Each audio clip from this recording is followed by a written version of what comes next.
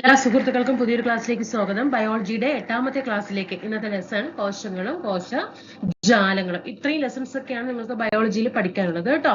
ഇവിടെ കൊടുത്തിട്ടുണ്ട്, എല്ലാം നോക്കുക, ഡീറ്റെയിൽഡ് ആയിട്ട് നോക്കുക. അത് മുഴുവൻ നമ്മൾ എന്ത് ചെയ്തു, ഏകദേശമൊക്കെ ക്ലാസ്സുകൾ നമ്മൾ എന്ത് ചെയ്തു, എടുത്തെടുത്ത് കഴിയാനായിട്ടുണ്ട് കേട്ടോ. അപ്പൊ ആ 3 ലെസൺ അവിടെ കഴിഞ്ഞു, ഇത് കഴിഞ്ഞു, ഇതൊക്കെ കഴിഞ്ഞു. ജീവരൂപം ഇന്ന് നമ്മൾ എടുക്കുന്നത് കോശങ്ങളും കോശജാലങ്ങളുമാണ്. സ്റ്റാൻഡേർഡ് 8ാം ക്ലാസ്സിലെ ചാപ്റ്റർ 9 ആണ് കേട്ടോ.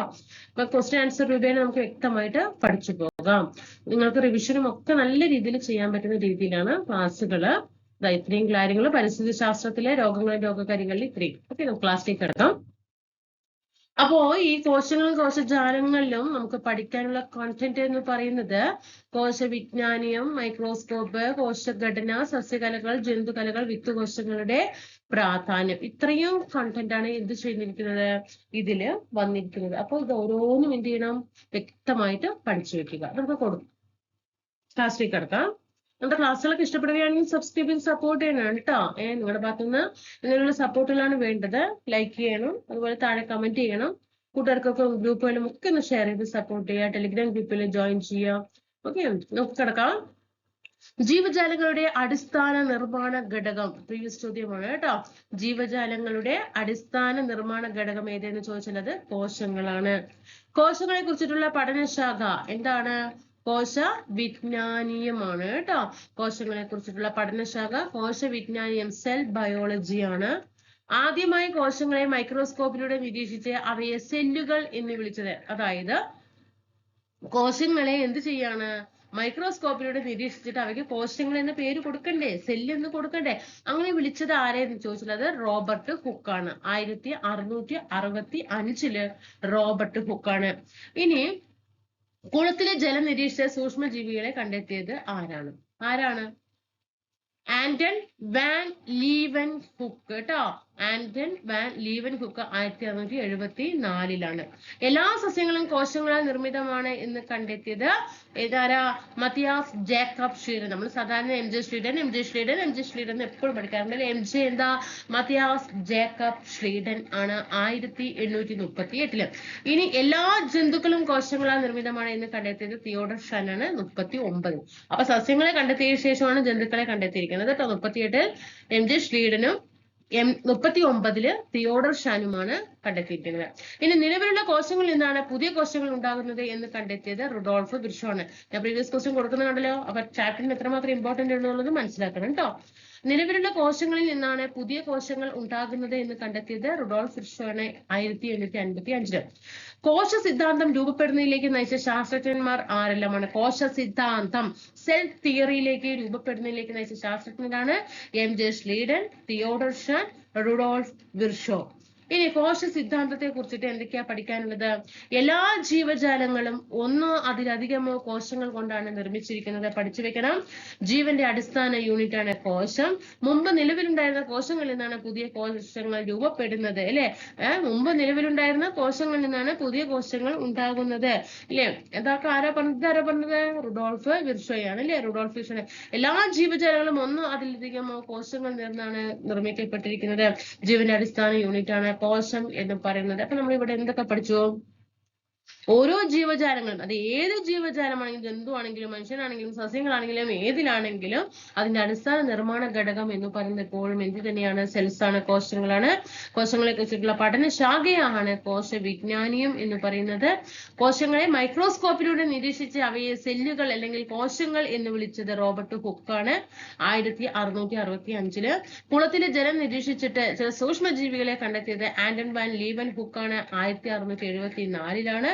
എല്ലാ സസ്യങ്ങളും കോശങ്ങളാൽ നിർമ്മിതമാണ് എന്ന് കണ്ടെത്തിയത് 1838 എം ജെ ഷ്ലീഡനും. എല്ലാ ജന്തുക്കളും കോശങ്ങളാൽ നിർമ്മിതമാണ് എന്ന് കണ്ടെത്തിയത് തിയോഡർ ഷാനാണ് 1839. നിലവിലുള്ള കോശങ്ങളിൽ നിന്നാണ് പുതിയ കോശങ്ങൾ ഉണ്ടാകുന്നത് എന്ന് പറഞ്ഞത് റുഡോൾഫ് വിർഷോയാണ് 1855. കോശ സിദ്ധാന്തം രൂപപ്പെടുന്നതിലേക്ക് നയിച്ച ശാസ്ത്രജ്ഞന്മാരാണ് M J Schleiden, Theodor Schwann, Rudolf Virchow. എന്താണ് കോശ സിദ്ധാന്തം? എല്ലാ ജീവജാലങ്ങളും ഒന്നോ അതിലധികമോ കോശങ്ങൾ കൊണ്ടാണ് നിർമ്മിക്കപ്പെട്ടിരിക്കുന്നത്. ജീവന്റെ അടിസ്ഥാന ഘടകമാണ് കോശം. മുമ്പ് നിലവിലുണ്ടായിരുന്ന കോശങ്ങളിൽ നിന്നാണ് പുതിയ കോശങ്ങൾ രൂപപ്പെടുന്നത്. ഇനി കണ്ണിന്റെ റെസൊല്യൂഷൻ എന്നതുകൊണ്ട് ഉദ്ദേശിക്കുന്നത് എന്താ? കണ്ണിന്റെ റെസൊല്യൂഷൻ മങ്ങിയ പ്രകാശത്തിൽ 0.2 mm അകലത്തിലുള്ള രണ്ട് ബിന്ദുക്കളെ നമ്മുടെ കണ്ണുകൾക്ക് വേർതിരിച്ച് കാണുവാൻ കഴിയും. ഈ ദൂരത്തെയാണ് റെസൊല്യൂഷൻ എന്ന് പറയുന്നത്. ഈ പോയിന്റ് ഒന്ന് ശ്രദ്ധിക്കുക കേട്ടോ. 0.2 mm. അപ്പൊ കണ്ണിന്റെ റെസൊല്യൂഷൻ എന്ന് പറഞ്ഞാൽ മതിയായ പ്രകാശത്തിൽ 0.2 mm അകലത്തിലുള്ള രണ്ട് ബിന്ദുക്കളെ നമ്മുടെ കണ്ണുകൾക്ക് വേർതിരിച്ച് കാണുവാൻ കഴിയും. ഈ ദൂരത്തെ റെസൊല്യൂഷൻ എന്ന് പറയും. അപ്പൊ 2.mm അകലം കുറഞ്ഞവയെ വേർതിരിച്ച് കാണുന്നതിന് ലെൻസുകൾ ആവശ്യമാണ്.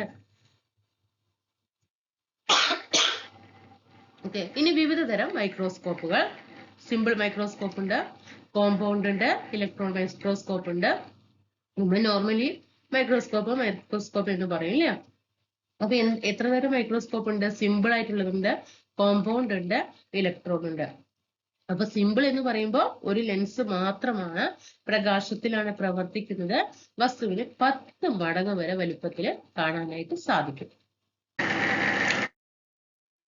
സ്കോപ്പ് എന്ന് പറയുമ്പോൾ ഒരു ലെൻസ് മാത്രമാണ്, സിമ്പിൾ അല്ലേ. അപ്പൊ ഒരു ലെൻസ് പ്രകാശത്തിലാണ് പ്രവർത്തിക്കുന്നത്, വസ്തുവിന് 10 മടങ്ങ് വരെ വലുപ്പത്തിൽ കാണാൻ കഴിയും. ഇനി കോമ്പൗണ്ട് ആകുമ്പോൾ ഒന്നിൽ കൂടുതൽ ഉണ്ടാവും അല്ലേ. കോമ്പൗണ്ട് അല്ലേ, ഒന്നിലധികം ലെൻസ് ഉണ്ട്, പ്രകാശത്തിൽ തന്നെയാണ് പ്രവർത്തിക്കുന്നത്. 1000 മടങ്ങ് വരെ ആവർത്തന ശേഷി. 10 100 അല്ല, 10 1000 ഇലക്ട്രോൺ മൈക്രോസ്കോപ്പ് ലെൻസുകൾക്ക് പകരം, ഇവിടെയൊക്കെ ഒന്നിലധികം ലെൻസ്, ഒരു ലെൻസ് എന്ന് പറഞ്ഞപ്പോൾ ഇലക്ട്രോൺ മൈക്രോസ്കോപ്പ് ആകുമ്പോൾ ലെൻസുകൾക്ക് പകരം ഇലക്ട്രോ മാഗ്നറ്റുകൾ, പ്രകാശത്തിന് പകരം ഇലക്ട്രോൺ കിരണാവലി, വസ്തുവിന് 10 ലക്ഷം മടങ്ങ് വരെ ആവർത്തന ശേഷി. ഇവിടെ 10 മടങ്ങാണ്, പക്ഷെ ഇവിടെ 10 ലക്ഷം മടങ്ങ് വരെ ആവർത്തന ശേഷിയുണ്ട് ഇലക്ട്രോൺ മൈക്രോസ്കോപ്പിൽ. ഇനി ലെൻസിന്റെ ആവർത്തന ശേഷി എന്നത് എന്താ? വസ്തുവിനെ വലുതാക്കി കാണിക്കാനുള്ള ലെൻസിന്റെ കഴിവിനെയാണ് ലെൻസിന്റെ ആവർത്തന ശേഷി, അതായത് മാഗ്നിഫിക്കേഷൻ പവർ എന്ന് പറയുന്നത്. നമ്മുടെ വസ്തുവിനെ നോക്കുന്ന സമയത്ത് വലുതാക്കി കാണിക്കാനുള്ള ലെൻസിന്റെ കഴിവ്. ഇനി ഇലക്ട്രോൺ മൈക്രോസ്കോപ്പ് കണ്ടെത്തിയവർ ആരാ? ഏണസ്റ്റ് റസ്ക, മാക്സ് നോൾ എന്നിവർ 1934. ഇവര് 2 പേരാണ് ഇലക്ട്രോൺ മൈക്രോസ്കോപ്പ് കണ്ടെത്തിയത്. ഇലക്ട്രോൺ മൈക്രോസ്കോപ്പിന്റെ പ്രത്യേകത എന്താ നമ്മൾ പഠിച്ചത്?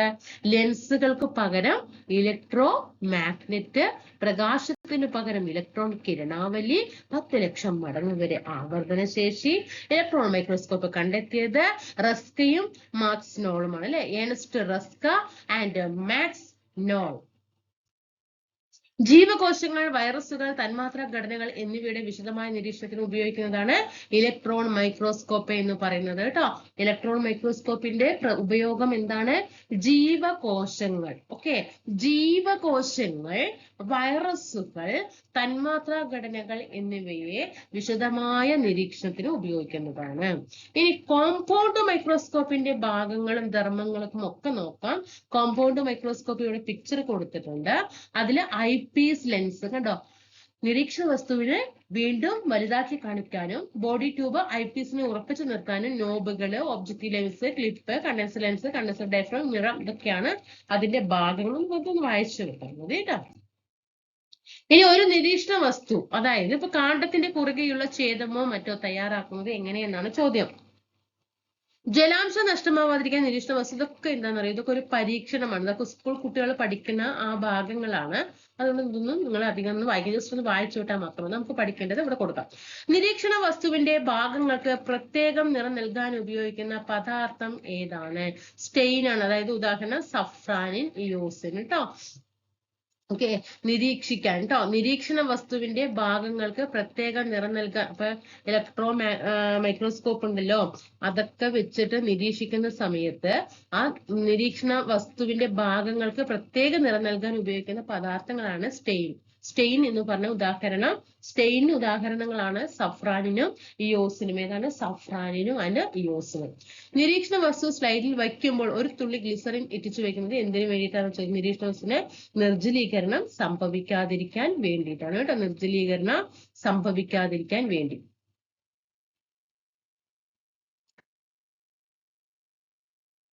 ഓക്കെ ആണോ? ഇനി കോമ്പൗണ്ട് മൈക്രോസ്കോപ്പിലൂടെ കാണ്ഡത്തിന്റെ ഇലയുടെ ഛേദം നിരീക്ഷിച്ച ശേഷം പ്രാക്ടിക്കൽ റെക്കോർഡിൽ അതിന്റെ നിരീക്ഷണ നിഗമനം എന്നിവ രേഖപ്പെടുത്തേണ്ടത്. ഇതൊന്നും നിങ്ങൾ വായിക്കേണ്ട ആവശ്യമില്ല. ജസ്റ്റ് ഒന്ന് അടുത്തത് കോശത്തിന്റെ ആവരണം ഏതാണ്? കോശത്തിന്റെ ആവരണം ഏതാണ്? കോശസ്തരം അല്ലെങ്കിൽ പ്ലാസ്മ സ്തരമാണ് കേട്ടോ. ഓക്കെ.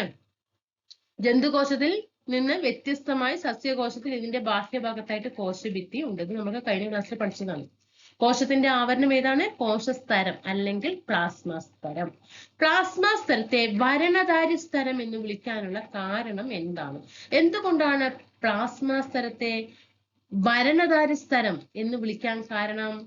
കോശസ്തരം എല്ലാ വസ്തുക്കളെയും കടത്തിവിടാത്തതിനാൽ അത് ഒരു വരണധാരി സ്തരമാണ്. എല്ലാ വസ്തുക്കളെയും കടത്തിവിടുന്നില്ല, അതുകൊണ്ടാണ് അതിനെ വരണധാരി സ്തരം എന്ന് പറയുന്നത്. ഇവിടെ പ്രോട്ടീൻ തന്മാത്ര കാണിച്ചിട്ടുണ്ട്, ലിപ്പിഡ്, പ്രോട്ടീൻ തന്മാത്ര കണ്ടോ. അപ്പോ കോശത്തിന്റെ ആവരണം ഏത് എന്ന് ചോദിച്ചാൽ കോശസ്തരം അല്ലെങ്കിൽ പ്ലാസ്മ സ്തരമാണ്. ഈ പ്ലാസ്മ സ്തരത്തെ വരണധാരി സ്തരം എന്ന് വിളിക്കാൻ കാരണം എന്താണെന്ന് ചോദിച്ചാൽ കോശസ്തരം എല്ലാ വസ്തുക്കളെയും കടത്തിവിടാത്തത് കൊണ്ടാണ്. എന്താണ് ജീവദ്രവ്യം? പ്രോട്ടോപ്ലാസം. കോശസ്തരത്തിനുള്ളിൽ കാണുന്ന മുഴുവൻ ഘടകങ്ങളെയും പൊതുവെ ജീവദ്രവ്യം എന്ന് പറയുന്നു. പഠിക്കണേ, ജീവദ്രവ്യം എന്ന് പറഞ്ഞാൽ കോശദ്രവ്യവും മർമ്മവും കൂടി ചേർന്നതാണ് ജീവദ്രവ്യം എന്ന് പറയുന്നത് കേട്ടോ. കോശസ്തരത്തിനുള്ളിൽ കാണുന്ന മുഴുവൻ ഘടകങ്ങളെയും, കോശസ്തരം അല്ലെങ്കിൽ പ്ലാസ്മ സ്തരത്തിൽ കാണുന്ന മുഴുവൻ ഘടകങ്ങളെയുമാണ് ജീവദ്രവ്യം എന്ന് പറയുന്നത്. ജീവദ്രവ്യം എന്ന് പറയുന്നത് കോശദ്രവ്യവും മർമ്മവും കൂടി ചേർന്നതാണ്. ഇനി എന്താണ് കോശാംഗങ്ങൾ? സസ്യകോശത്തിലും ജന്തുകോശത്തിലും കാണുന്നവ: മർമ്മം, മൈറ്റോകോൺട്രിയ, അന്തർദ്രവ്യ ജാലിക, റൈബോസം, ഗോൾഗി വസ്തുക്കൾ. ഇതൊക്കെ എന്താണ്? സസ്യകോശത്തിലും ജന്തുകോശത്തിലും കാണുന്ന കോശാംഗങ്ങൾക്ക് ഉദാഹരണമാണ് മർമ്മം, മൈറ്റോകോൺട്രിയ, അന്തർദ്രവ്യ ജാലിക, റൈബോസം, ഗോൾഗി വസ്തുക്കൾ. ഇനി സസ്യകോശത്തിൽ മാത്രമുള്ളവയാണ് ഫേനവും ജൈവകണങ്ങളും. ജന്തുകോശത്തിൽ മാത്രമുള്ളതാണ് സെൻട്രിയോളുകൾ ഉള്ള സെൻട്രോസോം, ലൈസോസോം. പ്രീവിയസ് ചോദ്യമാണ് ഇത് കേട്ടോ. ജന്തുകോശത്തിൽ മാത്രം കാണുന്ന കോശാംഗം ഏത് എന്ന് ചോദിച്ചാൽ സെൻട്രോസോമും ലൈസോസോമുമാണ്. സെൻട്രോസോമും ലൈസോസോമും ജന്തു ശരീരത്തിൽ മാത്രമേ കാണാൻ കഴിയൂ. എന്നാൽ സസ്യകോശത്തിൽ കാണാൻ കഴിയുന്നതാണ് ഫേനവും ജൈവ കണങ്ങളും. ഇനി കോശത്തിന്റെ ഭാഗങ്ങള്, സവിശേഷത, ധർമ്മം ഒക്കെ ഇവിടെ തന്നിട്ടുണ്ട്. എല്ലാം ഓൾ PQ ആണ്. നന്നായിട്ട് പഠിച്ചു വെച്ചോ. കോശഭിത്തി കോശത്തിന്റെ ഒരു ഭാഗമാണ് കോശഭിത്തി. എന്താ കോശഭിത്തിയുടെ സവിശേഷതയും ധർമ്മങ്ങളൊക്കെ? സെല്ലുലോസ് കൊണ്ട് നിർമ്മിതമായ ബാഹ്യഭിത്തിയാണ്. സസ്യകോശത്തിൽ മാത്രമാണ് കോശഭിത്തി കാണുള്ളൂ കേട്ടോ. ജന്തുകോശത്തിൽ ഒരിക്കലും കോശഭിത്തി ഇല്ല. പ്രീവിയസ് ചോദ്യമാണ്. ജന്തുകോശത്തിൽ കാണപ്പെടാത്ത സസ്യകോശത്തിൽ കാണപ്പെടുന്ന കോശത്തിന്റെ ഭാഗം എന്ന് ചോദിച്ചിട്ടുണ്ട്. അത് കോശഭിത്തിയാണ്. കോശഭിത്തിയാണ്, അതായത് സെല്ലുലോസ് കൊണ്ട് നിർമ്മിതമായ ഒരു ബാഹ്യഭിത്തിയാണ്. കോശത്തെ സംരക്ഷിക്കുകയും ആകൃതി നൽകുകയും ചെയ്യുന്നുണ്ട്. അതുപോലെ സസ്യകോശത്തിൽ മാത്രമേ ഇത് കാണാനായിട്ട് സാധിക്കും. ഇനി എന്താണ് കോശസ്തരം അല്ലെങ്കിൽ പ്ലാസ്മ സ്തരം? കോശത്തെ പൊതിഞ്ഞുള്ള നേർത്തതും വഴക്കമുള്ളതുമായ സ്തരമാണ്. ചില പദാർത്ഥങ്ങളെ മാത്രം കടത്തിവിടുന്നതിനാൽ വരണധാരി സ്തരവുമാണ്. പദാർത്ഥങ്ങൾ കോശത്തിനകത്തേക്കും പുറത്തേക്കും കടന്നു പോകുന്ന ഇടമാണ് കോശസ്തരം അല്ലെങ്കിൽ പ്ലാസ്മ സ്തരം. ഇനി എന്താണ് മർമ്മം? ന്യൂക്ലിയസ് കോശത്തിന്റെ നിയന്ത്രണ കേന്ദ്രമാണ്. മർമ്മദ്രവ്യത്തിൽ ക്രോമസോമുകളായി മാറുന്ന ക്രൊമാറ്റിൻ ജാലികയും മർമ്മകവും കാണപ്പെടുന്നത് കേട്ടോ. അപ്പൊ മർമ്മത്തിലാണ് ക്രൊമാറ്റിൻ ജാലികയും മർമ്മകവും കാണപ്പെടുന്നത്. ഇനി ഗോൾഗി വസ്തുക്കൾ എന്താ? അടുക്കി വെച്ച സ്തരപാളികൾ പോലെ കാണപ്പെടുന്നത്. അത് പ്രീവിയസ് ചോദ്യമാണ്. പ്രോട്ടീനുകളും ലിപ്പിഡുകളും പൊതിഞ്ഞ വിവിധ ഭാഗങ്ങളിലേക്ക് അയക്കുന്നത് കേട്ടോ ഗോൾഗി കോംപ്ലക്സ് ആണ്. ഗോൾഗി ബോഡീസ്, ഗോൾഗി വസ്തുക്കൾ അടുക്കി വെച്ച സ്തരപാളികൾ പോലെ കാണപ്പെടുന്നതും പ്രോട്ടീനുകളും ലിപ്പിഡുകളും പൊതിഞ്ഞ വിവിധ ഭാഗങ്ങളിലേക്ക് അയക്കുന്നത് ഗോൾഗി വസ്തുക്കളാണ്. ഈ അന്തർദ്രവ്യ ജാലിക, എൻഡോപ്ലാസ്മിക് റെറ്റിക്കുലം കുഴലുകളുടെ ശൃംഖലയായി കാണപ്പെടുന്ന സംവഹന പാതയാണ് കോശത്തിന് ആവശ്യമായ വസ്തുക്കളെ സംവഹനം ചെയ്യുന്നത്. മൈറ്റോകോൺട്രിയ ഊർജ്ജ ഉൽപാദന കേന്ദ്രമാണ്. ഗ്ലൂക്കോസിൽ നിന്നും ഊർജ്ജം ഉൽപ്പാദിപ്പിച്ച് സംഭരിക്കുക, വിതരണം ചെയ്യുക. ഇനി ജൈവകണം, ഹരിതകണം, വർണ്ണകണം, ശ്വേതകണം മുതലായവയാണ് സസ്യകോശത്തിൽ കേട്ടോ. ഹരിതകണവും വർണ്ണകണവും ശ്വേതകണവും ഒക്കെ കാണപ്പെടുന്നത് സസ്യകോശത്തിലാണ്. ആഹാര നിർമ്മാണം, നിറം നൽകൽ, സംഭരണം മുതലായ ധർമ്മങ്ങൾ. റൈബോസം സ്വതന്ത്രമായോ അന്തർദ്രവ്യ ജാലികയോട് ചേർന്ന് കാണപ്പെടുന്നു. പ്രോട്ടീൻ നിർമ്മാണ കേന്ദ്രമാണ് ഏത്? റൈബോസോം എന്ന് പറയുന്നത്. പ്രീവിയസ് ആണ്. ഫേനം ജലം, പോഷകങ്ങൾ, മാലിന്യങ്ങൾ എന്നിവ സംഭരിക്കുന്നത്. പ്രീവിയസ് ആണ്. ജലം, പോഷകങ്ങൾ, മാലിന്യങ്ങൾ എന്നിവ സംരക്ഷിക്കുന്നതും സസ്യകോശത്തിൽ കാണപ്പെടുന്നതുമായ കോശത്തിന്റെ ഭാഗമാണ് ഫേനം. ലൈസോസോമും സെൻട്രിയോളൊക്കെ അതൊക്കെ എവിടെയാ? ഇത് സസ്യകോശത്തിലാണ് അല്ലെ ഫേനം. ഇത് ജന്തുകോശത്തിലാണ്. ലൈസോസോമും സെൻട്രലും കോശത്തിലെത്തുന്ന അന്യവസ്തുക്കളെ നശിപ്പിക്കുന്നു, കോശ വിഭജനത്തിന് സഹായിക്കുന്നു കേട്ടോ. കോശത്തിലെത്തുന്ന അന്യവസ്തുക്കളെ നശിപ്പിക്കുന്ന കോശത്തിന്റെ ഭാഗം പ്രീവിയസ് ചോദ്യമാണ്. ലൈസോസോമാണ്. കോശ വിഭജനത്തിന് സഹായിക്കുന്ന സെൻട്രിയോളുകൾ, അതായത് റൈബോസോം അല്ലെ. എന്താണ്, ജന്തുകോശത്തിൽ മാത്രമാണ് ഇവ കാണാൻ കഴിയുക. ഇവിടെ കോശഭിത്തി തന്നിട്ടുണ്ട്. ജൈവ ഹരിതകണം സസ്യങ്ങളിൽ മാത്രം കാണപ്പെടുന്നതാണ് കേട്ടോ. ഇതാണ് നമ്മൾ നേരത്തെ പറഞ്ഞില്ലേ, സസ്യങ്ങളിൽ മാത്രം കാണപ്പെടുന്നതാണ് കോശഭിത്തി. ഫേനം, ജൈവകണം അല്ലെങ്കിൽ ഹരിതകണം എന്ന് പറയുന്നത് ഇതാണ് ഇവിടെ സസ്യങ്ങൾ കൊടുത്തിട്ടുണ്ട്. അതേപോലെ നോക്കിക്കേ, കോശസ്തരം രണ്ടവിടെ ഉണ്ട് അല്ലെ.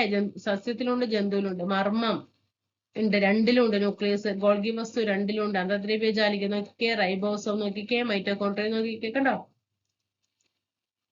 നോക്കിക്കേ, കോശ നിയന്ത്രണ കേന്ദ്രമായ മർമ്മത്തിനുള്ളിലെ ദ്രാവകത്തിൽ വലക്കണ്ണികൾ പോലെ കാണപ്പെടുന്ന ക്രൊമാറ്റിൻ ജാലിക കോശ വിഭജന സമയത്ത് അത് ക്രോമസോമുകളായിട്ട് മാറുന്നു. പ്രീവിയസ് ചോദ്യമാണ്. കോശത്തിനുള്ളിൽ, അതായത് മർമ്മത്തിനുള്ളിൽ ദ്രാവകത്തിൽ വലക്കണ്ണികൾ പോലെ കാണപ്പെടുന്ന ഭാഗം ഏതെന്ന് ചോദിച്ചാൽ അത് ക്രൊമാറ്റിൻ ജാലികയാണ്.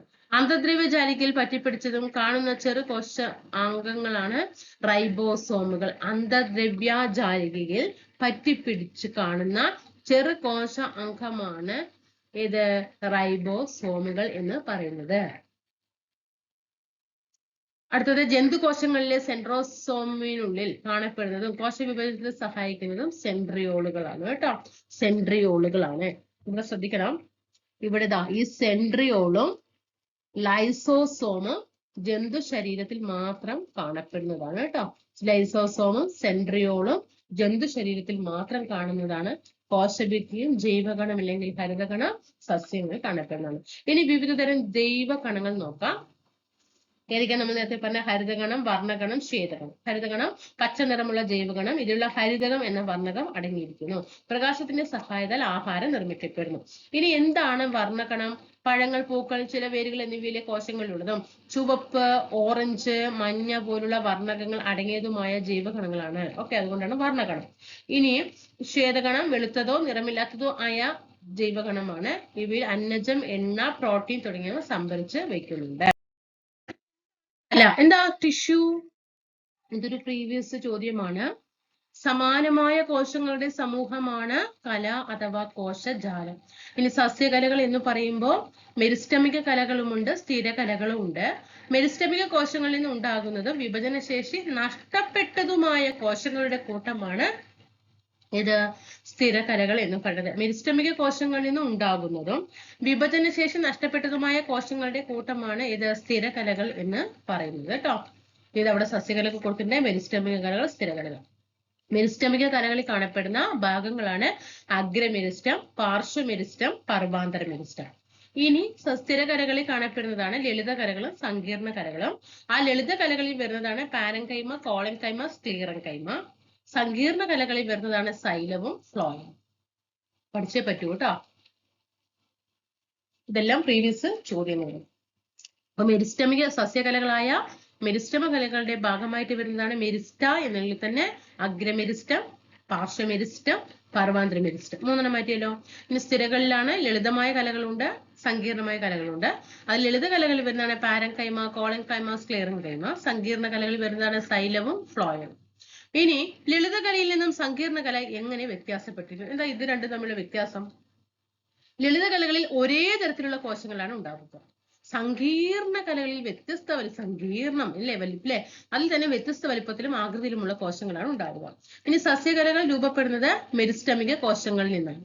സസ്യകലകൾ രൂപപ്പെടുന്നത് എവിടെ നിന്നാണ്? മെരിസ്റ്റമിക കോശങ്ങളിൽ നിന്നാണ്. വളർച്ചയെത്തിയ സസ്യകോശത്തെ അപേക്ഷിച്ച് മെരിസ്റ്റമിക കോശത്തിനുള്ള സവിശേഷത എന്താണ്? എന്താ മെരിസ്റ്റമിക കോശത്തിനുള്ള സവിശേഷത? സാധാരണ സസ്യകോശങ്ങളെ അപേക്ഷിച്ച് മെരിസ്റ്റമിക കോശങ്ങളിൽ നേരിയ കോശഭിത്തിയും നിറയെ കോശദ്രവ്യവും വലിപ്പം കൂടിയ മർമ്മവും ഉണ്ട്. തുടർച്ചയായി വിഭജിക്കാൻ കഴിവുള്ളവയാണ് സസ്യങ്ങളുടെ വളർച്ചയ്ക്ക് കാരണം മെരിസ്റ്റമിക കലകളാണ്. ചോദ്യമാണ്.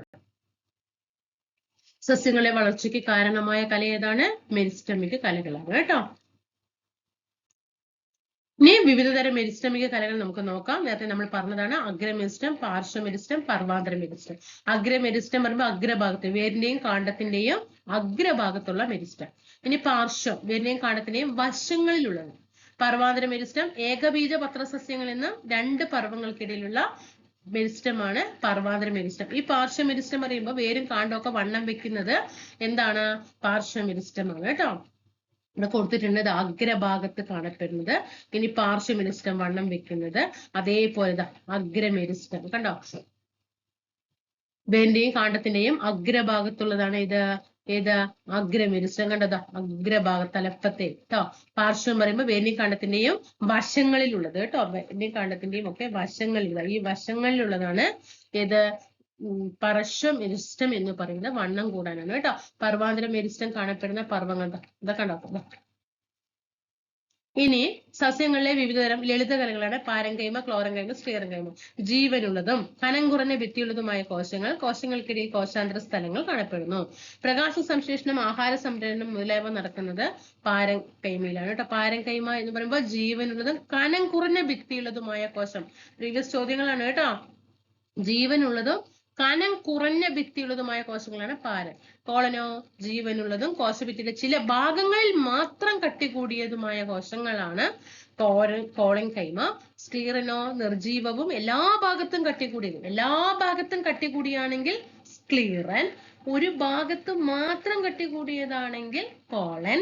ഓക്കെ, ഇനി സസ്യഭാഗങ്ങൾക്ക് ദൃഢതയും ആകൃതിയും താങ്ങും നൽകുന്നത്. സസ്യഭാഗങ്ങൾക്ക് ദൃഢതയും താങ്ങും, ആകൃതിയല്ല താങ്ങും, ദൃഢതയും താങ്ങും നൽകുന്നത് സ്ക്ലീറൻ ആണെങ്കിൽ ആകൃതി നൽകുന്നത് കോളൻകൈമയാണ് കേട്ടോ. സസ്യഭാഗങ്ങൾക്ക് ആകൃതി നിലനിർത്താൻ സഹായിക്കുന്ന ലളിതകലയ്ക്ക് ഉദാഹരണമാണ് കോളൻകൈമ. ആകൃതി നിലനിർത്താൻ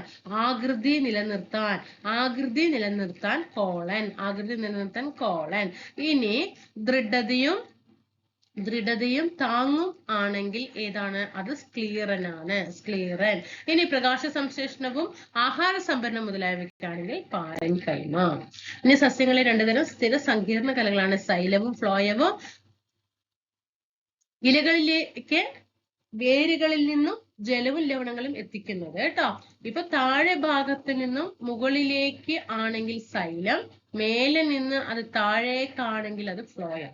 ഇലകളിലേക്ക് വേരുകളിൽ നിന്ന് ജലവും ലവണങ്ങളും എത്തിക്കുന്ന സൈലം, ഇലകളിൽ നിന്നും ആഹാരം വിവിധ ഭാഗങ്ങളിലേക്ക് എത്തിക്കുന്നത് ഫ്ലോയം. ജന്തുകലകൾ രൂപപ്പെടുന്നത് ഏതിൽ നിന്നാണ്? വിത്തുകോശങ്ങളിൽ നിന്നാണ് കേട്ടോ. സ്റ്റെം സെൽസിൽ നിന്നാണ് ജന്തുകലകൾ രൂപപ്പെടുന്നത്. എന്താണ് വിത്തുകോശം? പേശികോശം, നാഡീകോശം, രക്തകോശം, ആവരണകോശം എന്നിങ്ങനെ വിവിധതരം കോശങ്ങളെ വികസിക്കാൻ കഴിയുന്ന സവിശേഷ കോശങ്ങളാണ് വിത്തുകോശങ്ങൾ.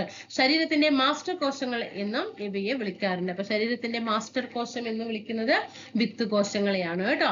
പേശികോശങ്ങൾ, നാഡീകോശം, രക്തകോശം, ആവരണകോശം എന്നിങ്ങനെ വിവിധ കോശങ്ങളായിട്ട് വികസിക്കാൻ ആർക്ക് കഴിയും? വിത്തുകോശങ്ങൾക്ക് കഴിയുന്നത് കൊണ്ട് തന്നെ അവയെ മാസ്റ്റർ കോശങ്ങൾ എന്നും വിളിക്കാറുണ്ട്. മുറിവുണങ്ങാനും ജീർണിച്ചവയ്ക്ക് പകരം പുതിയ കോശങ്ങൾ ഉണ്ടാക്കാനും വിത്തുകോശങ്ങളൊക്കെ സഹായിക്കുന്നുണ്ട്. ആരോഗ്യ ചികിത്സാ രംഗത്ത് കൃത്രിമമായി ശരീരഭാഗങ്ങൾ വളർത്തിയെടുക്കാൻ വരെ ഇവ ഉപയോഗിക്കാറുണ്ട്. ഇനി വിവിധതരം ജന്തുകലകൾ നോക്കാം. എപ്പിത്തീലിയൻ കല, സംയോജക കല, പേശീകല, നാഡീകല. എന്താണ് എപ്പിത്തീലിയൻ കല അല്ലെങ്കിൽ ആവരണ കല? ഇത് ചോദ്യമാണ്, പ്രീവിയസ് ആണ്. ശരീരപ്രതലങ്ങളെയും അവയവങ്ങളെയും ആവരണം ചെയ്ത് സംരക്ഷിക്കുന്നു. പദാർത്ഥങ്ങളുടെ ആഗിരണത്തിനും ശ്ലേഷ്മം പോലുള്ള സ്രവങ്ങളുടെ ഉൽപാദനം സഹായിക്കുന്നത് ആവരണകല. ആവരണം ചെയ്ത് സംരക്ഷിക്കുന്നു ആവരണകല. സംയോജക കലയ്ക്ക് ശരീരഭാഗങ്ങൾക്ക് താങ്ങു നൽകുന്നു, വിവിധ ഭാഗങ്ങളെ തമ്മിൽ ബന്ധിപ്പിക്കുന്നു. സംയോജക കലകൾക്ക് ഉദാഹരണമാണ്, പ്രീവിയസ് ചോദ്യമാണ്, രക്തം, അസ്ഥി, തരുണാസ്ഥി, നാരുകല. പ്രീവിയസ് ചോദ്യമാണ് കേട്ടോ. സംയോജക കലയ്ക്ക് ഉദാഹരണമാണ് രക്തം, അസ്ഥി, തരുണാസ്ഥി, നാരുകല. ഇനി പേശികല സങ്കോചിക്കാനും പൂർവ്വസ്ഥിതിയിലാവാനും കഴിവുള്ള കോശങ്ങൾ അടങ്ങിയ ശരീരചലനത്തിന് സഹായിക്കുന്നു. നാഡീകല സന്ദേശവിനിമയം സാധ്യമാക്കുന്നതിലൂടെ ശാരീരിക പ്രവർത്തനങ്ങളെ നിയന്ത്രിക്കാനും ഏകോപിപ്പിക്കാനും ചെയ്യുന്നു. ഇവിടെ പോസ് ചെയ്തിട്ട് നല്ല രീതിയിൽ മനസ്സിരുത്തിയിട്ട് നന്നായിട്ട് വായിക്കണം. ജന്തുകലകൾക്ക് ഉദാഹരണമാണ് എപ്പിത്തീലിയൻ കല, സംയോജക കല, പേശീകല, നാഡീകല. ഓക്കെ, നേരത്തെ നമ്മൾ സസ്യകലകളൊക്കെ നമ്മൾ പഠിച്ചു, മെരിസ്റ്റമിക കലകൾ പഠിച്ചു, സങ്കീർണ കലകൾ പഠിച്ചു, ലളിത കലകൾ പഠിച്ചു. ഓക്കെ, അതിനൊക്കെ ഉദാഹരണങ്ങൾ ഏതാണ്, അതിന്റെ എന്തൊക്കെ ധർമ്മങ്ങൾ എന്താന്നൊക്കെ പഠിച്ചു. സസ്യകലകള്, ജന്തുകലകള് ഒക്കെ നമ്മൾ കഴിഞ്ഞു. ഓക്കെ ആണല്ലോ അല്ലെ? ക്ലാസ്സുകൾ ഇഷ്ടപ്പെട്ടു എന്ന് വിചാരിക്കുന്നു കേട്ടോ. അപ്പൊ ഇങ്ങനെ ക്ലാസ് കൊണ്ടുപോകാം അല്ലെ? നമുക്ക് ഇങ്ങനെ എന്താ അഭിപ്രായം? ബയോളജി കംപ്ലീറ്റ് ആക്കണ്ടേ? ബയോളജി കംപ്ലീറ്റ് ആക്കിയിട്ട് നമുക്ക് ഓരോരോ സിലബസ് വൈസ് ആയിട്ട് എടുക്കാം കേട്ടോ. സബ്ജക്ട് വൈസ് ആയിട്ട് തന്നെ കൊണ്ടുപോകാം. ജോഗ്രഫിയും ഹിസ്റ്ററിയും ഫിസിക്സും കെമിസ്ട്രിയും കോൺസ്റ്റിറ്റ്യൂഷനും എക്കണോമിക്സും ഒക്കെ ഇതുപോലെ കൊണ്ടുപോകാം. അപ്പോൾ നിങ്ങളുടെ ഭാഗത്ത് നിന്ന് പൂർണ്ണമായ സപ്പോർട്ട് ഉണ്ടാകണം. അടുത്ത ക്ലാസ്സിൽ കാണാം. Thank you.